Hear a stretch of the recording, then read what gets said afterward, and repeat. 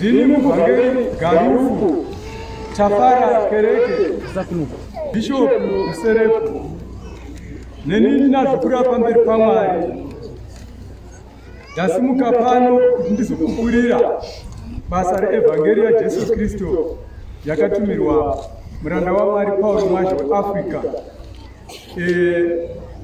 Ndingati zvakaitika kudai kuti ndakaisirwa poison mune zvekudya kuti ndife, saka ndakararama nepoison iyo ichindirwadza kwemakore 3 ndichitaurirwa kuti wakadya poison. Saka ndakanga ndakungofamba chinonamatira nekuenda kumakomo kwataitonamata.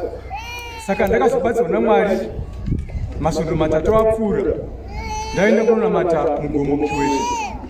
Ndareurura ndikubva mweya muchina anditi iwe wakadya poison asi wabatsirwa pano naMwari nhasi. Akati ndaona muromo wako uchidedera sezvinoita exhaust yemotikari kana chimutswa uchibva mabuda chiusi cheblack, saka warwirwa. Kubva musi iwoyo handina kuzorwadziwa zvinomudumbu, vakabva maita zvakanaka. Saka ndinotenda Mwari nokuti takati takugadzira kuya kuno kugwambwa kuEaster nganguti mazuva 3 mazuva 4 apfuura, ndakarota mweya muchina achinodzidzisa kuti ndinofanira kuti pupure chinhu ichochi pano, nokuti kune vamwe vanorwa matambudzo akaita seiwayo vanoshaya rutendo. Saka vanofanira kuva nerutendo kuti vazive kuti